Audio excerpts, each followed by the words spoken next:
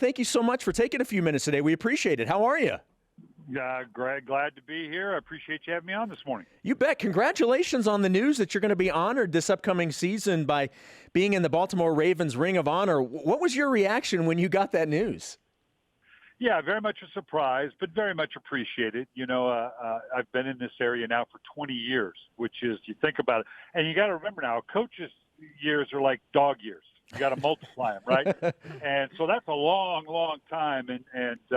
My wife and I very appreciative, very unexpected, but very much appreciated, and to be able to stand in that stadium and see that there's going to be a permanent fixture to the time that I spent here. It's just very, very humbling, but very, very much appreciated. Coach, first and foremost, congrats, and second of all, I'd like to appreciate the fact that you spell your name with an I, like myself. The ones with the Y, we don't judge them. We judge their mothers because they weren't, they didn't have too much control. But when it comes to being honored, you are in the group of some pretty impressive names, guys like Ray Lewis, Ed Reed. What does it mean to be honored with a group like those guys? Yeah, and you look up at that, and guys like Michael McCrary and Matt Stover, guys that I coached, and remembering that the Ravens are a fairly new franchise. It's been 24, 25 years now, but to be a part of the embryonic part of that and really beginning, even though it is transferred from the Cleveland Browns in Baltimore, and it's the separation from the Colts and the way the fans came around to it, for now it being, close to 25 years, 24 years, and 20 years since I've been a part of it, the kind of the permanency of it and the legacy of it. Now they have built a legacy, obviously with 2 Super Bowls. So it means a lot to be a part of that legacy, particularly one that began kind of when I got there. So it's very, very, very, very humbling, very humbling. Everybody, Coach, remembers, and I hope my Roman numerals are correct, the Super Bowl 35 when your Ravens beat the Giants. Looking back on that now, how did that win and that season change your life and career?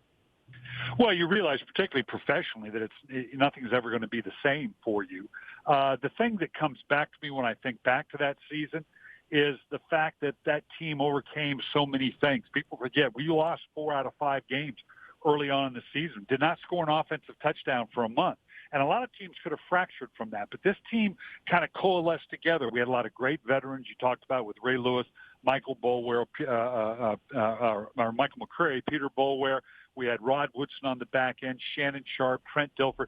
They held that team together. And then we went on that 11-game winning streak, ending up in Super Bowl 35 against the Giants. And I've long said, I don't know that team would have accomplished that had they not been through that baptism of fire, through those difficult times, because once we got through that, it was like, okay, bring it. Whatever you got, we've been through worse, and we'll hang in there. So obviously a very special team. Speaking of this year's Baltimore Ravens, I'm curious your take. The franchise has kind of turned the reins of the offense over to Lamar Jackson, and we're able to move Joe Flacco in a trade to the Denver Broncos. What did you make of that move? Well, it's going to be interesting. Lamar Jackson's a dynamic talent. Clearly, he's going to have to improve from his ability to beat you from the pocket, as dynamic as he is outside the pocket. And the league has been talking about, or people have been conjecturing for years, that, we're going to gravitate, the college stuff is going to gravitate stuff into the NFL. So far, it has to a degree, but I guess I'm old school. Until you can win a championship from the pocket, that's what the way you have to do it. Can he evolve to that? We'll find out. Clearly, he can't run the ball 14, 15 times a game like he was last year. He just won't last in the NFL if you do that. So when you see that, when you see Kyler Murray in Arizona and what they're doing there, believing that, okay, we can make that transformation. They equate it to, okay, look what Pat Mahomes has done in Kansas City. Although I will say this, Pat Mahomes, as dynamic as he is outside the pocket, this guy can beat you from the pocket. If he has to throw it 35, 40 times from the pocket, Russell Wilson the same way. So I'm not one of those, I've yet bought into the the pro game is going by way of the college game, but there's some talent that if indeed they can develop those skills, and Lamar Jackson's certainly one of them, from the pocket, then he could be a dynamic NFL quarterback. Coach, what do you think has to happen in order for the college game to really start to see success in the NFL? and even going to being able to compete in the playoffs and win a Super Bowl? I'm not sure it can when you talk about the dynamic athletes in the NFL across the board, when you're talking about teams that now have the time to really prepare for that and scout that out. The way you expose a quarterback to hits, I'm not sure it will ever totally translate into the NFL. Certainly elements of it. The game has opened up a little bit that way. But like I said, you've got to be able to sustain this over 16 games, 3 or 4 games in the playoffs. Teams have a tendency to catch up to it. And the fact that you're playing supreme athletes on the defensive side of the ball every week for 16 weeks, I'm not sure we'll ever totally see what we see in the college game translating into the NFL. His name is Brian Billick. He's a Super Bowl champion, former BYU tight end, and also is going to have his name put in the Ravens Ring of Honor this upcoming season. He's joining us here on the Deseret First Credit Union hotline. BYU linebacker Sione Takitaki was drafted in the 3rd round by the Cleveland Browns, and the Browns were certainly one of those big surprise teams last year. What type of situation do you think Sione is stepping into with this season's Cleveland Browns team? I think he's stepping into an excellent situation. And I've been very critical of the Browns, but they have under John Dorsey, made some really legitimate moves.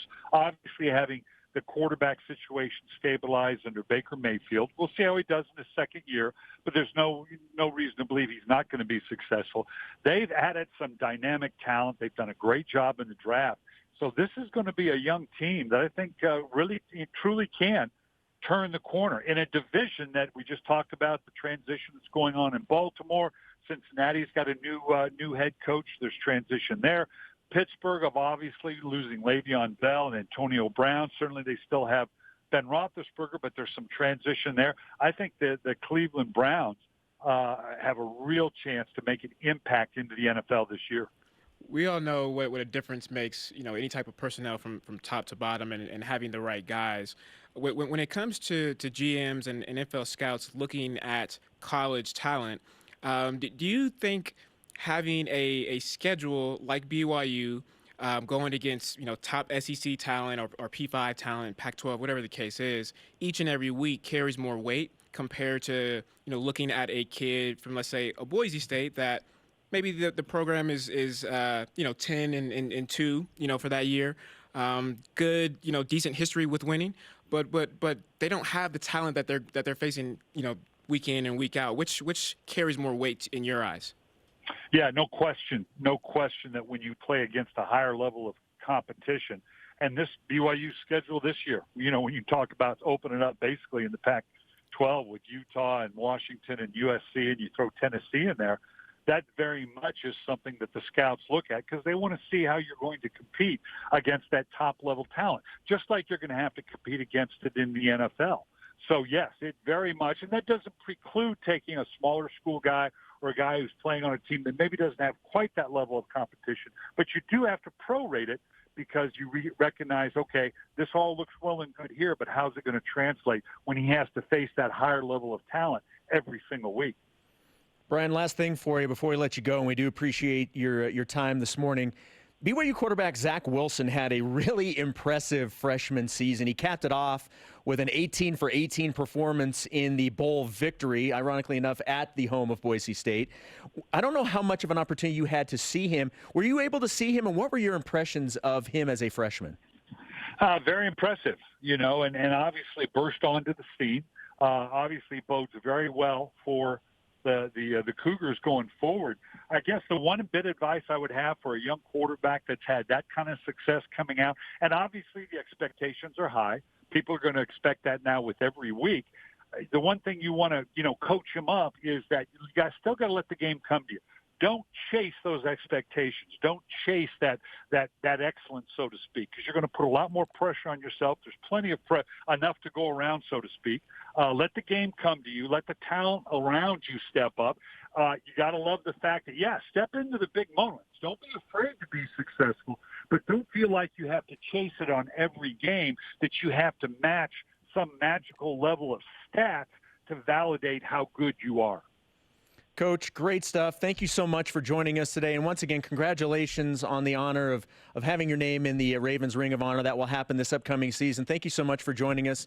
And I'm sure all of BYU Sports Nation will be tuning in to see that occasion for you. Thank you so much.